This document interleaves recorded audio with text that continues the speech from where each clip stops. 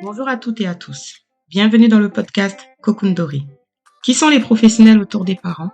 Quelles sont leurs spécialités? Quelles sont leurs compétences? Qui puis-je consulter pour ma problématique, ma douleur, mes symptômes? Vous souhaitez avoir les réponses? Alors profitez de votre écoute. Je suis Michèle Mattei, fondatrice de la structure Cocoon Doré, dont l'activité principale est d'accompagner, d'aider les parents et futurs parents, notamment au niveau des tâches liées à la vie quotidienne. Aide au repas, aide aux courses, accompagnement véhiculé par exemple. Je vous invite à découvrir toutes les prestations sur les sites internet www.cocoondoré.fr ou www.servicedoré.fr. Vous avez accès au questionnaire sur le site www.cocoondoré.fr pour transmettre vos questions destinées aux professionnels. Vous pouvez également suivre les actualités de la structure Cocoon Doré sur les réseaux sociaux, Instagram, Facebook, LinkedIn. Merci à vous et bonne écoute.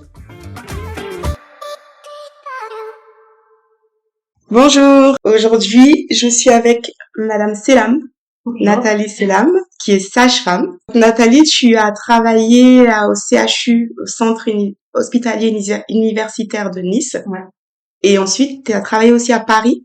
Tout à fait. Voilà. Donc, j'ai fait d'abord mes études à Nice. D'accord. C'est pour ça que j'ai continué à travailler. Les premiers emplois, c'était sur Nice, au CHU. Oui. Et au bout de 2 ans, je suis montée sur Paris. J'ai travaillé à la maternité des Bleuets. Un peu les deux opposés dans les pratiques, mais tout m'a apporté. Ok, tu vas nous en parler. Et après, tu es rentrée tu es revenue dans le sud. Et tu as ouvert ton cabinet. Tout à fait. Ok. Donc maintenant, tu es en libéral à ton compte. Voilà. Ouais. Entre ça, il y a eu un petit passage, première expérience libérale à La Réunion. Ah, voilà. Et après, super. Je suis venue avance retrouver les montagnes. T'es restée combien de temps à La Réunion? Quelques mois. Voilà. D'accord. Mais c'était ma première expérience libérale. Ok. Alors, je vais te laisser te présenter et nous parler de ça, de ton parcours professionnel. Très bien. Donc, comme je disais, première expérience c'était au CHU, grosse structure. On apprend énormément finalement. D'accord. On voit beaucoup de choses et par contre, ça reste une grande usine. Donc, au niveau pratique, on claque des doigts, il y a beaucoup de monde sur place, donc c'est assez confortable et on apprend énormément. Par contre, au niveau de mon métier, comme je l'imagine en soi, où on est censé préserver la physiologie et accompagner les patientes aussi au niveau émotionnel, j'étais pas vraiment satisfaite. Donc c'est ce qui m'a fait aussi après aller vers d'autres pratiques dont l'acupuncture.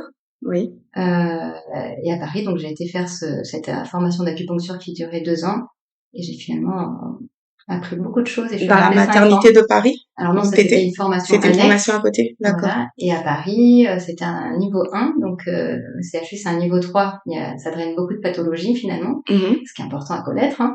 Mais à Paris, c'était un niveau 1 où il y avait beaucoup plus de physiologie et j'ai vraiment appris mon métier là-bas. D'accord. Est-ce que tu peux nous redonner donc ces niveaux-là, nous les expliquer? Alors les niveaux de maternité, c'est pas un niveau qui explique, on va dire, le degré de performance d'une maternité, c'est plus qu'ils sont équipés pour les bébés. D'accord. Un niveau 1, il va être équipé pour un bébé jusqu'à 30, après 35 semaines d'aménorrhée. Oui. Souvent en semaine d'aménorrhée. Une maternité de niveau 2, elle va avoir un service de néonatologie sur place. Une maternité de niveau 3, elle va avoir un service de réanimation pédiatrique. En plus. D'accord. Donc selon, on va orienter les patientes avant l'accouchement pour qu'elles puissent ne pas être séparées de leur bébé, quelle que soit la maternité d'origine où elles sont inscrites. D'accord. Donc c'est pour ça qu'il faut pas choisir forcément sa maternité en fonction du niveau. Elles vont être réorientées en fonction des besoins de leur bébé au moment opportun. Toutes les maternités, elles travaillent ensemble. Et par contre, si dès la grossesse, on sait qu'il y a un facteur de risque, on va s'inscrire vers la maternité la plus adaptée en amont. Et pour en arriver à travailler donc dans les maternités, à être sage-femme tout simplement, combien de temps d'études tu as fait? Alors moi, j'ai fait 5 ans d'études.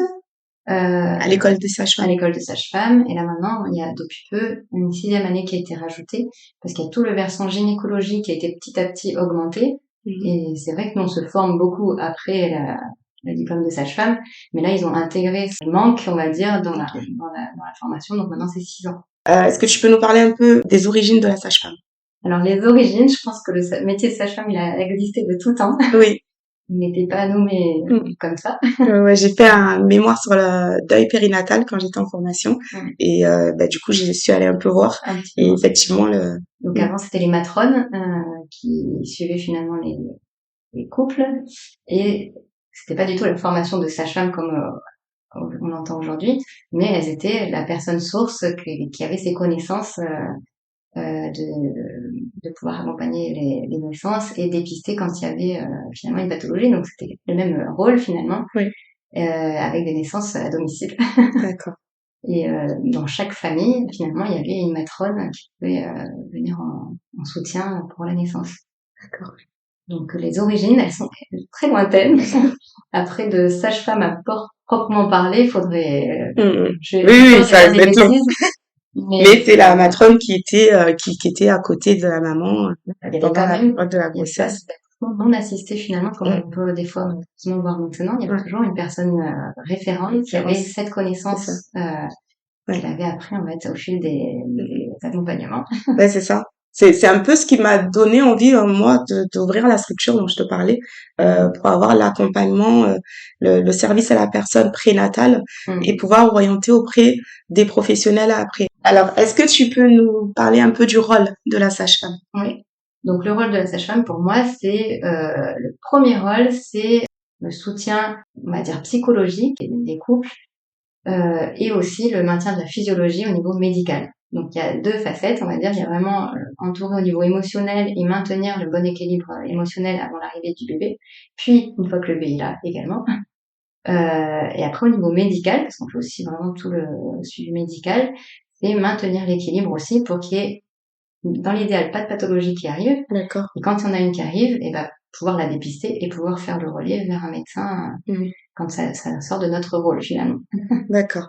On entend parler souvent, quand on entend sage-femme, on entend ordre des sages-femmes. Oui. C'est quoi l'ordre des sages-femmes? Donc, l'ordre des sages-femmes, c'est une assemblée. C'est différentes sages-femmes qui font partie de cet ordre-là, qui vont normalement maintenir au niveau responsabilité juridique, elles vont normalement soutenir les sages-femmes pour pouvoir les aider en cas de difficulté.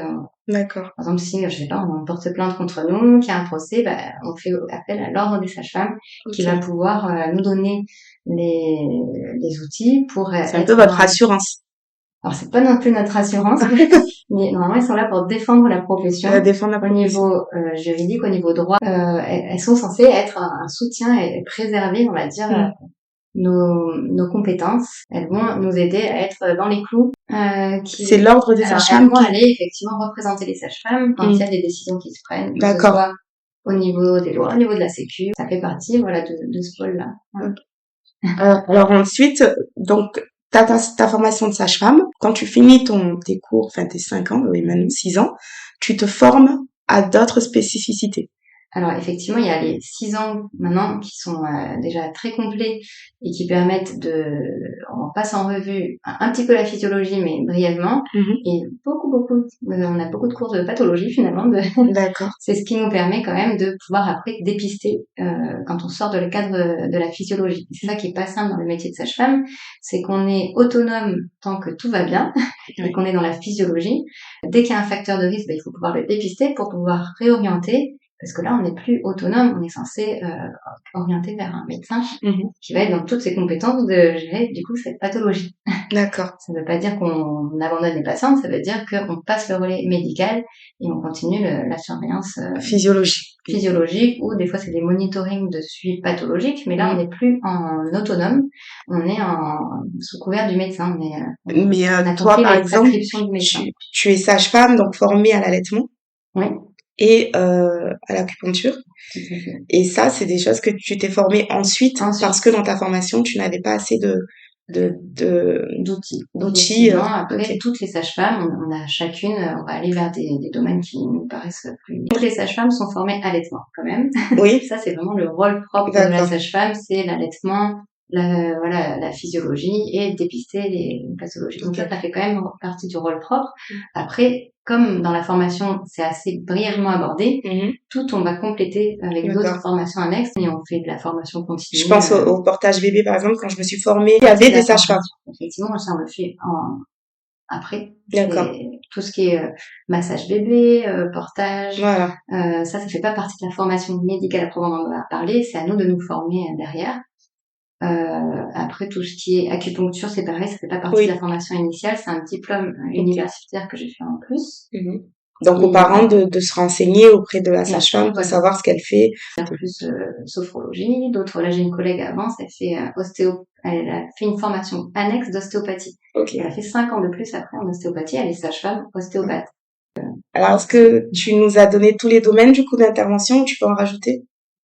Donc, les domaines d'intervention, c'est parce que souvent on voit comme sage-femme l'accompagnement de la naissance et de la grossesse, mais c'est pas seulement ça, c'est tout le suivi gynécologique de toute femme à tout âge de sa vie de femme. À partir de quel âge?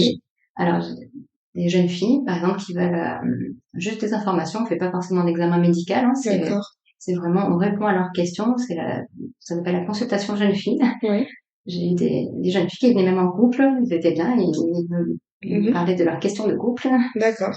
Après, on fait vraiment le suivi gynécologique plus classique avec toute la contraception, des conseils de fertilité et jusqu'à la ménopause. J'ai des patients qui viennent pour des conseils ménopause. Alors, on fait le suivi pareil, tout est physiologique. On va pas faire de traitement pour une patiente qui a une ménopause.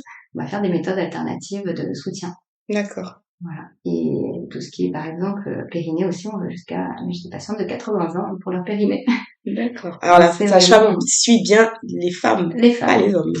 Alors, effectivement, le mot sage-femme, c'est connaissance des femmes. C'est pour ça qu'il y a des hommes sages-femmes, et ils s'appellent sage-femme aussi, parce que c'est la connaissance de la femme. À tout âge. On suit pas les hommes, par contre, on accompagne les hommes pour leurs questions, mais c'est pas au niveau médical. D'accord. Est-ce que la sage-femme a les mêmes droits et domaines d'intervention en cabinet et en structure hospitalière? Alors, on a les mêmes droits, parce que on a tout notre diplôme de sage-femme. Par contre, c'est pas tout à fait les mêmes pratiques en libéral et en structure. Chaque sage-femme libérale, elle va ouvrir des possibles ou enfermer selon ses envies et les formations. Alors, qu'elle soit en libéral ou en structure hospitalière, elle a quand même au-dessus d'elle cet ordre de sage-femme et puis toujours le même cadre en fait, rien ne change. Rien ne change. Bah oui, c'est la même chose finalement. Les sages-femmes, elles vont aller jusqu'à l'accouchement quand tout va bien, quand tout est physiologique. Elles vont faire appel au médecin quand il y a une pathologie et qu'il faut par exemple des spatules, des forceps, passer en césarienne. D'accord. Mais elles sont autonomes dans leur pratique de sage-femme. Et en libéral, c'est un petit peu la même chose. Et après, par contre, c'est sur l'accouchement, où là, toutes les sages-femmes libérales ne vont pas faire le suivi jusqu'à l'accouchement.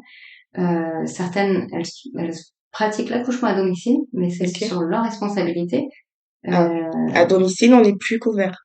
Et alors, à domicile, on est dans nos droits de compétence, ce que je disais, tant que tout est physiologique. Donc, certaines sages-femmes pratiquent l'accouchement à domicile, mais elles vont bien veiller à ce que ce soit quand même dans un cadre sécuritaire avec une patiente à bas risque et que, par exemple, le lieu de naissance soit pas loin d'une structure quand même. Elles se mettent une distance sécuritaire. D'accord. Et elles mettent tout le matériel nécessaire pour réanimer un bébé, une maman sur place à domicile. Elles anticipent, elles organisent tout ça. Donc c'est quand même bien organisé. Il faut que ça soit très, mais très elles sont pas couvertes par des assurances. C'est ça qui est pas simple. Donc ça veut dire qu'elles prennent complètement la responsabilité sans assurance. Il y a des assurances qui pourraient les couvrir, elles refusent. Et c'est 24 000 € le prix d'une assurance par an.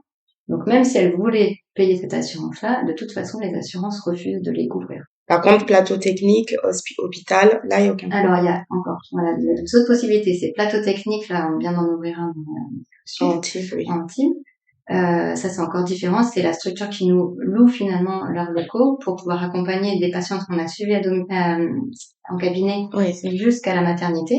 Et elles vont accueillir leur bébé en structure, mais avec l'accompagnement global, avec la sage-femme libérale, qui reste dans ses pratiques au sein de la maternité. Et là, vous êtes assuré du coup?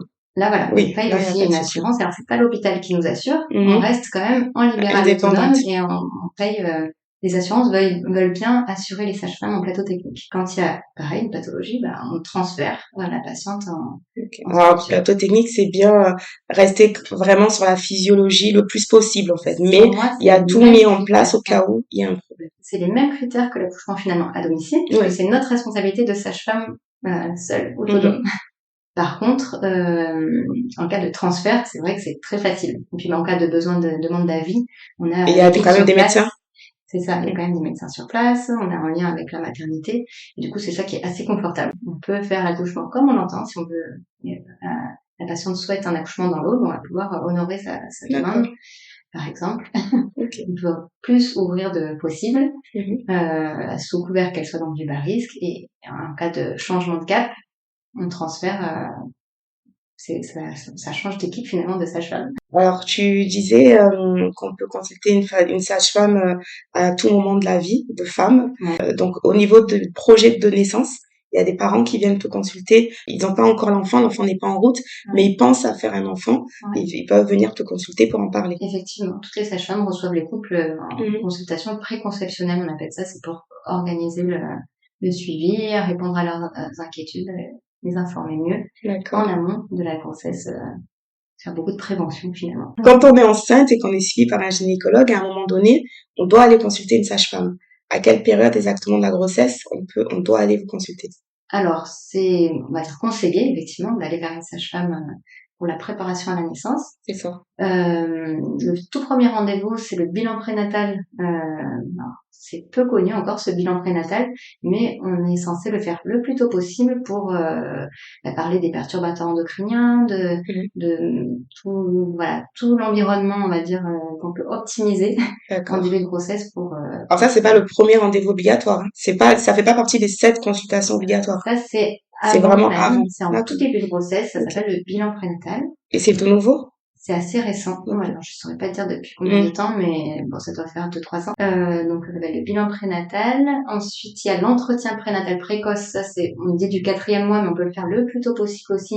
Et c'est sur 1 heure. C'est plutôt en couple, dans l'idéal. Et on va vraiment plus aborder le suivi de grossesse, comment on va dire entourer au mieux le couple, que ce soit au niveau psychologique ou au niveau social. On repère un petit peu ensemble les facteurs de risque. Comment entourer mieux leur projet et cerner leurs attentes et leurs besoins, que ce soit pour la grossesse, pour le postnatal, pour l'accouchement. On met la sage-femme vraiment en disant elle perd un peu son rôle d'accompagnante, mais au final, en fait, il y est toujours. Enfin, ou ça dépend peut-être des professionnels. Ouais, il y est toujours, mais c'est aux professionnels de l'appliquer, de bien préserver justement ces séances-là, ce rôle-là, parce que c'est important. C'est la base du suivi de sage-femme pour préserver la physiologie. C'est ces séances-là. Après, il y a le versant médical aussi. Mais par exemple, toutes les sages-femmes libérales ne font pas les consultations médicales de grossesse. Certaines ne font que ce soutien, finalement. Et puis d'autres, elles vont faire beaucoup de monitoring de grossesse pathologique. Elles vont être, par exemple, en cabinet avec un médecin et avoir finalement beaucoup de pathologies à gérer. J'ai l'impression que les sages-femmes en libéral sont plus dans l'accompagnement et les sages-femmes hospitalières sont plus dans la médicalisation.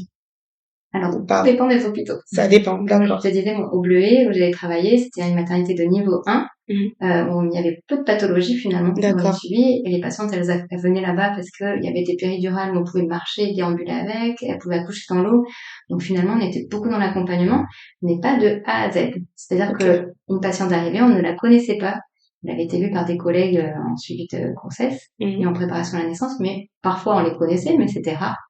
Et il n'y avait pas cette continuité. En libéral, ce qui me plaît, c'est qu'il y a vraiment ce petit fil conducteur. Comme tu disais, parfois on les voit bien avant la grossesse, le projet de grossesse. On les suit pendant la grossesse, la naissance. C'est un suivi d'1 an et demi. Continu. Et c'est ça qui est satisfaisant. Jusque-là, il n'y avait pas cette possibilité d'aller jusqu'à l'accouchement pour moi parce qu'il n'y avait pas de structure qui le permettait. Et là, il y a maintenant cette possibilité avec le nid d'Antibes, c'est le plateau technique qui a été ouvert il y a 1 an. D'accord. Donc ça fait 1 an que tu les suis avec l'accouchement. C'était parti texto, elle m'a envoyé des nouvelles en fait de naissance. Parce que en étant libérale, tu pouvais pas les accoucher à l'hôpital. Non, d'accord. Elle n'était pas même en accompagnement juste de soutien, c'était pas possible. D'accord. Donc là, c'est possible, avec de A à Z, c'est ce qu'on appelle le suivi global avec le plateau technique ou d'autres collègues sages-femmes qui le font avec l'accouchement à domicile. Ils font ce suivi global. La dernière option de ce suivi-là, c'est les maisons de naissance qui sont malheureusement pas encore ouvertes dans notre secteur, dans la région. Il n'y a pas eu de maison de naissance. Mais à l'origine, on aurait aimé plutôt aller vers ce projet de maison de naissance. Alors, maison de naissance, c'est quoi la différence avec le plateau technique? Alors, maison de naissance, c'est vraiment, ça s'appelle maison parce que c'est une entité annexe, on va dire, d'un hôpital. Ça fait pas partie de l'hôpital, c'est vraiment autonome au niveau structure et au niveau, c'est une Mais sage-femme qui annexé gère à l'hôpital. alors, ils ont maintenant dans le texte de loi ajouté un petit bémol qu'il faut que ce soit au sein d'une maternité. D'accord. Mais les premières naissances maisons de naissance qui ont été créées, c'était annexe ou attenant ou à tant de mètres d'une maternité. Donc il y en a plusieurs qui existent déjà en France. Donc, là où je travaillais à Aubuée, il y avait tout un étage en dessous, le Calme, c'est une maison de naissance qui est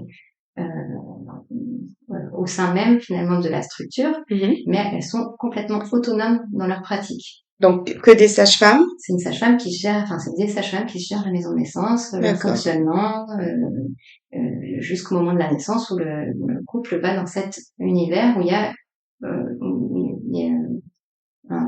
une salle nature, on pourrait appeler ça, plus une cuisine pour que le couple se sente comme à la maison. C'est vrai. C'est intéressant. Mais on essaie de fonctionner en tout cas au nid dentiste comme en maison de naissance avec ce suivi global le plus physiologique possible. Au sein d'une maternité, c'est pas si simple au sein de la structure elle-même de dégager toute une zone pour la maison de naissance. D'accord. Donc, c'est pour ça que finalement c'est rabattu un petit peu sur le plateau technique proprement parlé, mais on a essayé de préserver certaines choses de la maison de naissance. Et la cadre sage-femme d'Antibes était aussi dans ce projet de maison de naissance, donc c'est ça qui nous a parlé pour aller vers cette structure. Ça restait à taille humaine et dans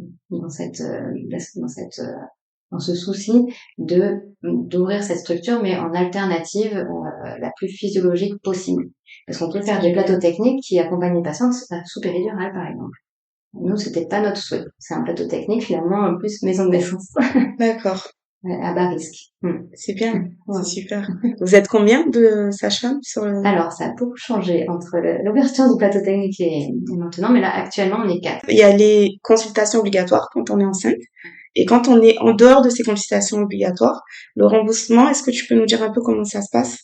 Alors, voilà. Parce que c'est complètement remboursé quand on a ces consultations obligatoires. Le sage-femme, effectivement, est complètement remboursé par la sécurité sociale. La plupart des séances, c'est à 100%. Il y a certaines séances, comme par exemple le bilan prénatal avant 24 semaines, c'est à 70%. Mais bon, ça reste minime. Mais si je me présente pour un suivi, voilà, le remboursement, il est à 70%. Après, quand on propose des choses un peu plus, qui nous finalement demandent plus de temps, comme le suivi global, souvent, il faut s'attendre à ce qu'il y ait des dépassements parce qu'on, par exemple, tout le dernier mois du terme de la patiente, on se rend disponible 24 heures sur 24 pour honorer la naissance. Et le jour de la naissance, on reste des fois 24 heures auprès des patientes, auprès des couples. C'est ce qui fait ce suivi global. Donc tout ce temps passé et cette disponibilité, forcément, pour l'instant, la sécurité sociale ne le finance pas. Donc ça va bientôt changer. Mais pour l'instant, c'est pas le cas. Donc là, pour l'instant, il y a des dépassements d'honoraires pour les patientes qui souhaitent ce suivi global. En septembre, si je dis pas de bêtises, normalement, il y a eu un astreinte du dernier mois qui a été entendu par la sécurité sociale et il va y avoir apparemment un petit remboursement supplémentaire. Donc c'est bien. On va voir combien ils seront remboursés, mais ça commence à être pris en compte ce temps passé auprès des patients. En quoi consistent les séances de préparation à l'accouchement? Alors, c'est assez vaste. Donc, cet entretien dont on parlait en début de grossesse, qu'on appelle l'entretien du 4e mois, mais qui peut être fait bien plus tôt, il va nous permettre de cibler les besoins de chaque couple. Et c'est vrai que c'est pas les mêmes besoins pour un premier bébé, pour un deuxième, pour un troisième. Donc, c'est vrai que un premier, on va avoir peut-être plus de séances où il y a plus d'informations, beaucoup de pratiques aussi, que ce soit la respiration, les sons, les postures. D'accord. On se projette dans ce moment et on essaie de prévoir un petit peu tous les possibles. D'accord. Il y a leur projet initial et on essaie de les accompagner vers leur projet, ce qui est souvent finalement ce projet il est souvent adoré, mais dans certaines situations finalement il y a un changement de chemin. Voilà, j'en fais par exemple 3 en individuel, 3 en petits groupes de 3 couples. Ouais, c'est petit mon cabinet, donc c'est des petits groupes. Et on propose aussi des séances au nid identique, en plateau technique, où c'est vraiment tous les couples qui viennent se rencontrer avec d'autres professionnels pour échanger. Et d'ailleurs, tu seras bienvenue si tu veux Oui, je veux bien, venir avec à grand ces réunions. plaisir. Grand plaisir. Il y a, alors pour les grossesses pathologiques, c'est aussi la sage-femme qui effectue le suivi. Ouais. Et à ce moment-là, du coup, elle a travaillé peut-être en collaboration.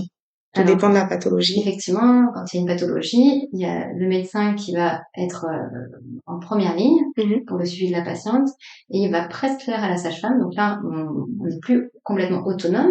On est autonome dans certains domaines, mais pas quand c'est pathologique. Et donc, dans ce cas-là, on va avoir par exemple des monitorings prescrits par le médecin de surveillance de grossesse pathologique. Et on reste en lien avec le médecin pour l'informer. Est-ce que vous intervenez aussi au niveau des PMA? Et est-ce que tu joues un rôle, alors peut-être plus parce que tu es en cabinet, mais avant, tu peux peut-être nous en parler au niveau de la néonatologie. D'accord. Donc tout ce qui est PMA, c'est procréation médicalement assistée. Effectivement, ces couples-là, ils sont dans des démarches de comment dire, c'est un parcours un peu plus médicalisé forcément. Donc nous, en tant que sage-femme, on va les accompagner quand il y a besoin de soutien déjà. Après moi, je les accompagne également en acupuncture Ok.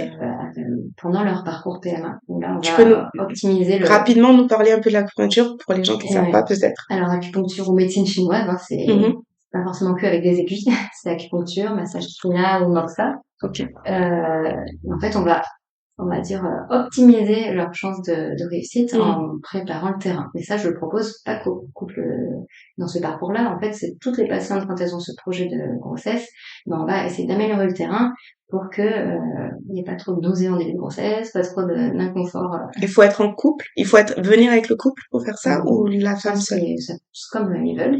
D'accord. C'est plutôt souvent les femmes qui viennent consulter pour ce projet-là.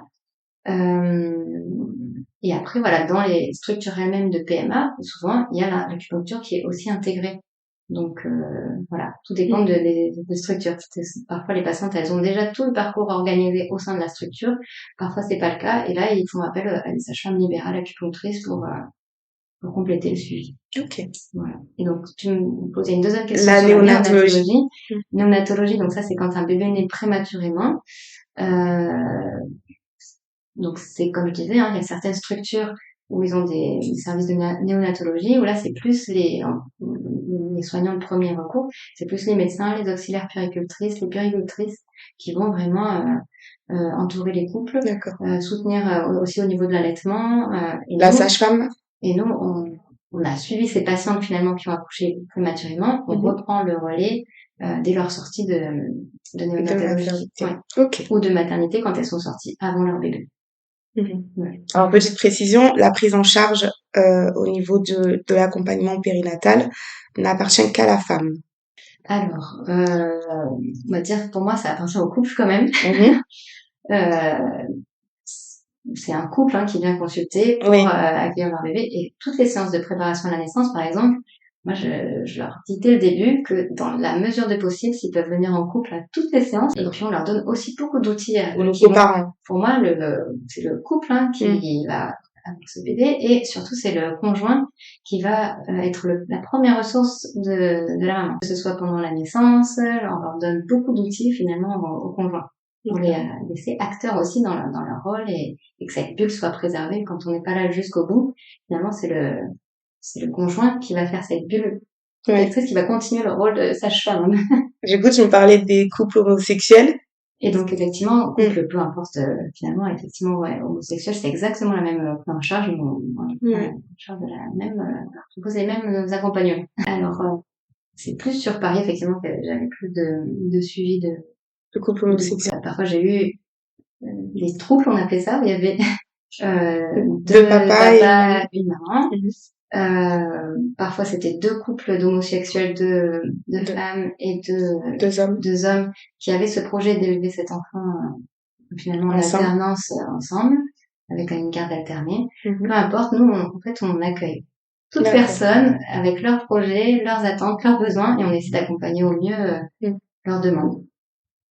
Par contre, ce que tu disais là, voilà, pour la garde vitale, effectivement, c'est en tant que sage-femme, on suit la future maman. La future maman qui va accoucher, voilà. Et du coup, là, je pense aussi à l'adoption. il n'y a pas de coup de suivi pour des parents qui vont adopter. Ou ça, tu ne sais pas trop. J'ai jamais eu ce parcours-là, non. D'accord. Mais Je trouverai quelqu'un une personne qui me donnera ce une truc. personne qui viendrait à mon cabinet me dire je suis dans un parcours d'adoption et j'aimerais être accompagnée, je lui dis oui, en fait on fait un parcours de suivi même si elle a pas la grossesse, ça serait du suivi gynéco et du suivi consultation, Oui, du suivi de la jeune femme. oui. Du projet, de comment ça se passe. Et, C'est ça. Par contre, la question que tu me posais sur si c'est un homme, alors là, je sais pas, je pense pas qu'on puisse facturer, je sais pas comment ça se passerait. Là, c'est la colle. En milieu hospitalier, les sages-femmes peuvent être amenées à pratiquer des accouchements Alors, c'est vraiment leur rôle propre aux parce que sages-femmes. c'est pas le médecin obstétricien, du coup. En fait, ce rôle de la sage-femme, c'est vraiment de préserver la physiologie. À l'hôpital, c'est le même rôle. Elle va accueillir les patientes, et préserver la physiologie de la naissance Ok. et aller jusqu'à l'accouchement quand tout va bien. Alors ça, D'accord. c'est l'hôpital. Ouais. En clinique, c'est un peu différent. Les sages-femmes, elles Ah, font ok. tout le suivi de travail, mais de façon aussi autonome tant que tout va bien. Et elles appellent le médecin au moment de la Ah, naissance. ben alors c'est ça, c'est parce que c'est la clinique. La Parce que clinique, j'ai eu c'est mes 2 différent. enfants en clinique. Alors, Et c'est c'est différent. là, à chaque moment, elles ont appelé le médecin qui est venu. Mais dans leurs D'accord. compétences, elles peuvent Elles peuvent accoucher. Et elles pourquoi peuvent accoucher. pourquoi il y a cette différence en clinique? Alors, c'est parce que alors c'est vrai que peut-être qu'elles sont pas assez informées, mais les couples sont pas forcément suffisamment informés sur les différentes, on va dire, les différences entre chaque structure. Mais finalement, elles font normalement la démarche d'aller vers un médecin pour finalement avoir ce suivi global avec ce médecin. Donc, il honore ce suivi en venant au moment de la naissance. C'est censé rassurer la patiente de se dire ah oui, c'est le médecin que j'ai choisi qui va venir. Il sera pas là pour le travail, mais il aura fait tout le suivi de grossesse et jusqu'à la naissance. Au moment de la naissance, on va dire. Et c'est pour ça qu'en clinique, c'est tout le temps les médecins. C'est parce que quand on décide d'accoucher en clinique, on peut être suivi par notre médecin, du coup, jusqu'à l'accouchement. C'est ce qui est, voilà, c'est dans la logique. C'est le suivi global aussi, avec un médecin. Ok, non, ça n'a pas été et ça. Et finalement, les médecins en clinique, ils font beaucoup de physiologie. Oui, j'ai accouché en clinique, mais les médecins, alors le premier, parce que on a des rendez-vous, on doit le voir, donc j'ai vu le médecin avant. Mais après, j'avais pas plus de soucis que ça, donc je suis pas allée forcément le revoir. Et la première fois, elle n'était pas là. Donc c'est un autre médecin qui a pris le relais. Par contre, ils font pas tout le suivi de travail. Ok. Ils viennent au moment de la naissance. Et dans les structures publiques, c'est la sage-femme. Voilà, la sauf sage-femme, elle va faire le suivi de travail jusqu'à l'accouchement. Quand ça sort du cadre de la physiologie, elle appelle le médecin. Elle appelle le médecin ou pour un avis ou pour intervenir. Hormis la rééducation du périnée, pour quel mot ou besoin, alors mot MAUX, ou besoin, peut-on consulter une sage-femme après l'accouchement? Donc, hormis la rééducation du périnée, c'est ça? Oui. Tous les besoins d'une jeune femme, en fait, on va pouvoir consulter, que ce soit pour les conseils au niveau contraception, pour le soutien à l'allaitement, les questions imaginables autour d'un enfant. Donc, par exemple, on parle de développement psychomoteur, on parle diversification, on peut faire le suivi, finalement, jusqu'aux 2 ans de l'enfant. Après, c'est pas le suivi médical, du coup, à proprement parler, c'est vraiment plutôt entourer la famille et faire de la prévention. Le suivi vraiment médical, c'est plutôt le postpartum immédiat pour l'enfant. Après, du coup, il y a le pédiatre qui prend le relais pour les suivis mensuels, proprement parler. 12 premiers jours où c'est remboursé à 100% à domicile, et après, c'est plus à 100%. D'accord. Et nous, pour notre organisation de travail, c'est vrai que dès que tout va bien, au bout de 10-12 jours, elles viennent plutôt au cabinet. Est-ce que vous donnez des soins aussi, parce que quand la maman accouche, je sais que c'est vous, les premiers soins au bébé? Alors la respiration, le poids? Le premier examen complet d'un nouveau-né, quand tout va bien, la sage-femme est habilitée à le faire et à faire même les premiers gestes en cas de besoin de réanimation, on est formé à ça. Donc, en structure hospitalière, c'est la sage-femme qui fait ce premier examen. En plateau technique, c'est la même chose. À domicile, pareil. En clinique privée, c'est un peu différent. C'est le pédiatre qui va faire les premiers soins. D'accord. Et après, en structure, il y a le pédiatre qui va faire l'examen de sortie. ce qu'on appelle l'examen du Oui. 8e jour. Ils le font à la sortie de maternité vers le 2 ou 3e jour. Si c'est pas le fait, par exemple en plateau technique, elle sort 2 heures après la naissance, certaines femmes, certains couples, et dans ce cas-là, c'est fait avant le 8e jour en ville, auprès d'un médecin généraliste ou un pédiatre. D'accord. Voilà. Ça appartient au plateau technique. La sortie ultra La sortie précoce. qu'on appelle ultra précoce Ouais. parce que c'est 2-3 heures après la naissance. Ça, c'est vraiment la spécificité du plateau technique parce qu'on prend cette responsabilité de les laisser sortir quand elles sont à bas risque et d'honorer un suivi très rapproché à domicile les premiers temps. Est-ce que là, c'est la sage-femme aussi qui intervient pour certaines difficultés ou pathologies plus importantes, diabète gestationnel, Alors, par exemple? Par exemple, la diabète gestationnel, c'est pas une pathologie, mais c'est un facteur de risque. Mhm. Donc, quand il y a un diabète qui est dépisté, ça veut pas dire que la sage-femme, elle arrête tout le suivi, mais elle va être en lien avec un endocrinologue. Elle va pas faire le suivi autonome. Elle va se mettre en lien avec un endocrinologue ou un médecin gynécologue pour compléter le suivi. Je pensais, plateau technique, vous travaillez aussi en lien avec des doulas, du coup. Alors, il y a beaucoup de couples maintenant qui font appel à des doulas. Oui. Effectivement, je dis, on voit le couple, ses besoins, où il en est et son entourage, et les doulas en font partie. Donc, un type pour l'instant, quand une patiente vient pour l'accouchement, elle a qu'un accompagnant possible, donc c'est souvent content. Mais par contre, doula, voilà, c'est hors médical. Oui. Donc, ce qui est important, c'est que les doulas qui font ce suivi auprès des couples, ils mettent bien aussi leurs limites. Leurs Comme limites, nous, leurs on met cadres. nos limites dans la Exactement. physiologie médicale. Les doulas, il faut qu'elles mettent aussi et qu'elles fassent comprendre au couple leurs limites pour pas qu'il y ait de dérives bien sûr. à ce niveau-là. Bien sûr. La sage-femme a-t-elle aussi un rôle d'information, de sensibilisation, au même titre que la PMI? Alors effectivement, dans la PMI, il y a des sages-femmes. D'accord. Finalement, on a toutes le même rôle. Après, c'est vrai que la PMI, elle accorde beaucoup plus de temps, elle est beaucoup plus formée pour les personnes en précarité, qui ont des vulnérabilités, qui ont des...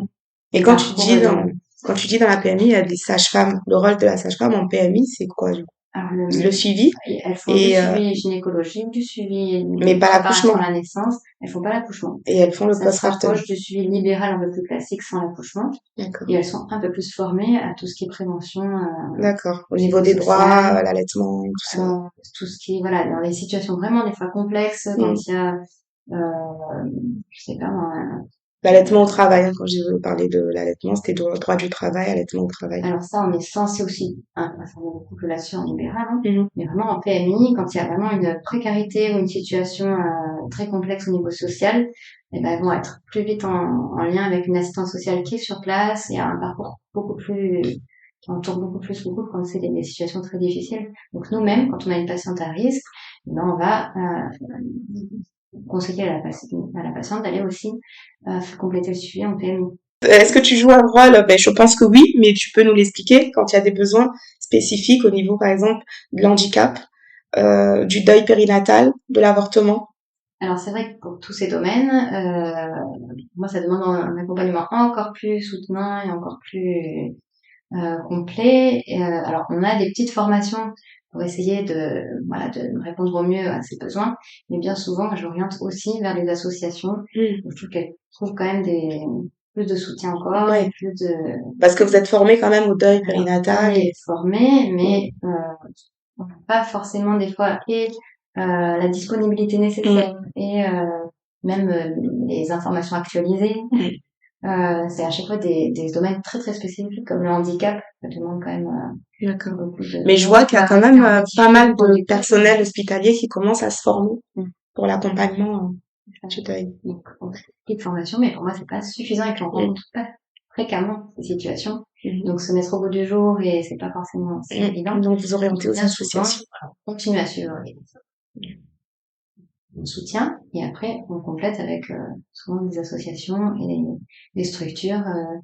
Par exemple, quand il y a un handicap, c'est le CAMP, c'est un truc plus spécifique qu'ils vont avoir à tous les couples eux-mêmes sont vite orientés par les structures quand il y a... D'accord. Au final, la sage-femme, elle travaille quand même vraiment régulièrement en lien avec d'autres professionnels. Et oui, c'est ça. En libéral, on est un peu isolé seul, mais on a un réseau. Un réseau, d'accord. Pour pouvoir justement mieux orienter. Quelle est la différence entre une gynécologue et une sage-femme?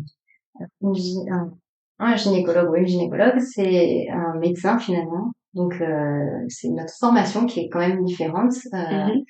Ils sont formés à finalement la pathologie et ils vont faire le suivi d'une femme en bonne santé, mais aussi quand finalement ça sort de ce cadre et qu'il y a un suivi nécessaire avec une pathologie avérée. Alors, un gynécologue peut nous suivre aussi jusqu'à l'accouchement? Il peut nous suivre. Alors certains font que de la gynécologie médicale, c'est vrai que c'est compliqué. Parce qu'il y a les gynécologues obstétriciens Il y en a aussi. qui sont médicales et ils font le suivi de prévention gynécologique et en cas de pathologie. Certains ils sont plus formés à la cancérologie, d'autres à la chirurgie. Voilà, ils sont vraiment dans tous ces domaines de compétences. Et d'autres font jusqu'à la naissance, donc sont gynécologues obstétriciens. D'accord. Donc, les médecins obstétriciens accouchent, les sages-femmes accouchent et les gynécologues obstétriciens accouchent. Oui. D'accord. Enfin, ils font le choix de continuer l'accouchement. En libéral, il y a beaucoup de sages-femmes qui ont les compétences de faire l'accouchement, mais finalement qui Qu'ils font pas. de faire l'accouchement. Les patientes qui accouchent, c'est pas Oui. d'accompagner jusqu'à la naissance, mais elles prennent ce choix de faire le suivi avant après. D'accord. Et d'accompagner les couples qui vont aller au sein d'une structure avec une sage-femme qui va faire la naissance dans la structure et rentrer au retour à domicile, elles reprennent le suivi ou ils reprennent. Il y a aussi des hommes sages-femmes. D'accord. Ils ou elles reprennent le suivi à la sortie de maternité. Tu fais des accompagnements à distance? Alors très peu, parce que je trouve pas ça satisfaisant. Parce que je pense à la période Covid. Comment ça s'est passé la période Covid pour les sages-femmes en libéral? Moi, j'ai eu mon petit dernier, il est né avant le Covid, finalement, il est en janvier 2020. Et finalement, j'étais en congé maternité dans la période Covid. Et mes collègues libérales qui j'avais fait les relais, elles m'ont dit on travaille très peu, ne reviens pas. Donc finalement, j'ai même prolongé cette période. Beaucoup de métiers ont réussi, à maintenir le lien avec la visio. Ouais. Alors, et la sage-femme, je pense que ça doit être un peu plus compliqué parce que vous avez le toucher, vous, beaucoup. C'est ça. Alors, mes collègues, dans certaines situations, elles ont pu finalement faire beaucoup de visioconsultations, mais effectivement, c'était pas très satisfaisant. Donc rapidement, quand ces mesures se sont atténuées, on a vite fait revenir les patientes. D'accord. Là encore, parfois, j'ai la demande de certaines patientes qui habitent loin.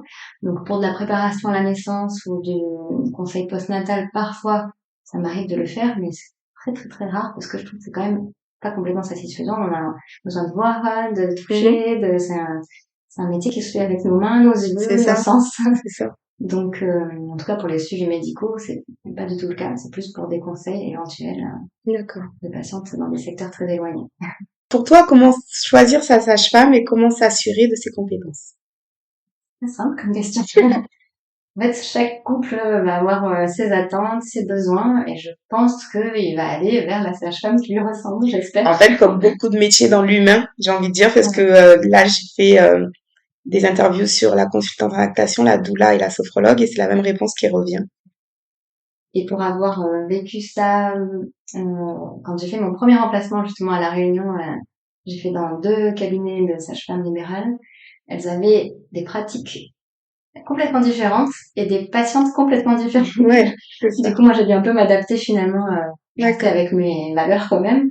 Mais j'avais des patientes qui me demandaient en préparation à la naissance, d'habitude la sage-femme, elle me met une vidéo. Bon.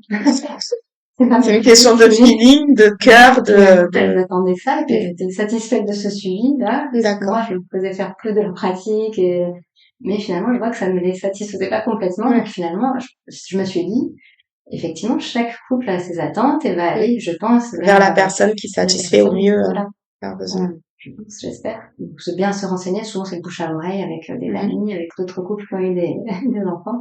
Et c'est le bouche à oreille, finalement, qui fait ça. Notamment les doulas aussi, elles font partie pour moi de ce bouche à oreille qui informe les couples. Complètement. Oui.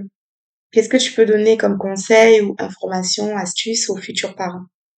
De pas oublier que c'est eux les parents. Parce que bien souvent, dans certains civils très systématisés, on va dire, on en perd nos compétences à devenir parents. C'est ça. Et c'est important d'être informé, de prendre le temps de digérer les informations et après de rester quand même acteur, je pense, dans nos Oui, dans c'est nos vrai. Ça, décisions, dans nos choix. c'est Et important. même, Rester acteur, ça me parle beaucoup parce et que pour moi, c'est on ça a tendance, quand on est qui manque. enceinte, à se laisser porter par ce qu'on doit faire, en fait. Et que non, C'est ça, c'est, il y a effectivement des choses à connaître pour euh, préserver cette bulle de la physiologie, pour préserver ce petit être qui est oui, dans le ventre au début et puis après auprès des couples. C'est important d'avoir tes connaissances. Donc moi, mon rôle, c'est de transmettre les connaissances aux couples pour qu'ils restent ensuite acteurs et qu'ils comprennent quand il y a finalement au sein de structure une décision de prise. Mhm. Là, on sort de leur projet parce que il y a au niveau du monitoring, le bébé qui commence à être en détresse, ben, si c'est bien expliqué, si c'est compris, si on en a discuté en amont, et que, moi je leur dis, avant la sortie de maternité, rediscutez-en au sein des équipes, parce qu'ils ont tous les éléments en main, ben là, ça reste pour moi Ne pas des partir parcours sans d'épreuves. réponse, quoi. C'est ça. Avec des interrogations. Et parfois même des épreuves un peu difficiles, Mm. finalement, on voit que les parents l'ont bien vécu, parce qu'ils ont eu des informations, qu'ils ont été préparés, Et et accompagner. qu'ils ont participé finalement à ces décisions. Ils ont dit, ah C'est oui, ça. on est OK là, pour notre bébé, on sait que c'est le mieux. D'accord. Et du coup, Ouais. Vraiment, ouais. C'est ça. Rester acteur et ne pas se c'est ça. laisser porter. C'est un peu ça. Et donc là, l'anténatal, ça en fait partie, de donner tous les outils au couple pour qu'ils fassent le tri des infos et qu'ils puissent aller vers C'est ça. leur préparation à eux. Mhm. Et ensuite, au moment de la naissance, c'est un peu la même chose. On prépare leurs attentes, mais on se prépare aussi à des changements de cap. On peut pas être à l'abri. Moi, souvent, je compare ça à une randonnée. On prépare la randonnée en amont. Le jour J, ben, on est équipé, on a rempli notre sac, voilà. Et puis c'est eux qui vont marcher, qui vont randonner. Il peut y avoir des changements de climat, il peut y avoir des changements de temps, des changements de route. Il faut aussi les avoir prévus et les accompagner au D'accord. mieux pour que l'issue, la rencontre avec leur bébé, elle soit joyeuse et que ça soit pas vécu comme un échec ou qu'on leur ait volé leur projet de naissance. C'est ça. C'est vrai. Parce Ça, qu'après, on se pose des questions, mais bien après. c'est ça. Quand c'est passé, on se dit, Et puis parfois, on remet en question ce qui s'est passé alors que finalement, c'est juste qu'il y a eu beaucoup d'incompréhension. La ouais. plupart du temps, c'est ça. Quand on fait le Oui, tri, oui. on arrive à mieux digérer, mais ça aurait été encore mieux d'être directement dans Ne pas hésiter à poser des questions, ne pas hésiter à ça. aller chercher l'information. Et c'est vrai que Ok. dans les structures, où il y a 3 à 4 sages-femmes qui suivent chacune 3 à 4 couples Mhm. en même temps, ou chacun, ils sont à gérer aussi d'une certaine garde. On prévient pas, hein, la naissance, c'est un peu des Bien sûr. urgences, ça arrive à Oui, à oui. tout moment. C'est l'enfant, c'est le bébé qui Parfois, décide. voilà, parfois il y a des pics d'activité qui font que même si humainement elles auraient aimé faire différemment, en fait elles gèrent l'urgence. D'accord. Et du coup elles vont être au mieux au niveau médical, mais parfois au niveau information, au niveau, et c'est pas du tout contre ces sages-femmes-là. Moi, j'en ai fait partie. Certaines gardes calmes et on arrive à être plus dans l'explication et à prendre Ouais. du temps. Il y a certaines gardes très chargées où finalement, Là, on va aller vers l'urgence. d'accord. Et le côté émotionnel et humain, malheureusement, c'est là où Il se perd. Hein. il se perd et on pourrait penser sur un dossier que tout va bien pour cette dame, elle a accouché sans péridurale très vite, très bien, et finalement, on les voit ensuite et c'était pas leur choix finalement Ouais. de pas avoir de péridurale et que finalement elles se sont senties seules, isolées, Oui, elles c'est n'étaient ça. pas préparées à ça. Si finalement elles veulent un soutien continu et permanent au niveau émotionnel aussi, c'est sûr que et puis même au niveau médical, on va dire, on a quand même le suivi plus global. Ben, c'est sûr qu'en structure hospitalière, c'est un peu plus morcelé. Mais Ça c'est veut pas pas mal dire ça que c'est moins d'avoir bien. mis en place la maison de naissance et et le Le platonique parce que je trouve que ça fait une bonne c'est un encore bon une milieu. alternative. Voilà, vraiment. Voilà. Après, ça reste coucher, ça fait partie de notre nature, donc Ça reste, ok. voilà. Mais bon. C'est partie de notre nature, mais même, on a dit, hein, il y avait des matrones même à l'époque, elles Oui, n'étaient pas toutes seules. c'est ça. Et je pense que les matrones avaient aussi des gestes de premier secours à intégrer des situations qu'elles avaient pu D'accord. rencontrer. Qu'est-ce que tu peux dire aussi aux futures sages-femmes? Aux futures sages-femmes, que c'est un métier très intense, mais avec des multiples facettes. Du coup, pour moi, c'est un métier très riche, le métier de sage-femme, où finalement, on apprend de jour en jour toute notre carrière de sage-femme. Moi, j'ai l'impression d'avoir appris depuis l'école de sage-femme et puis auprès de chaque expérience que j'ai pu faire, que ce soit au CHU, Oui. en structure de niveau 1, en libéral, en remplacement. On apprend énormément Ah oui. dans les différents facettes et auprès de chaque couple qu'on accompagne, on apprend énormément aussi. Bien sûr. Donc, moi, c'est ça qui me plaît, qu'il faut pas perdre. D'accord.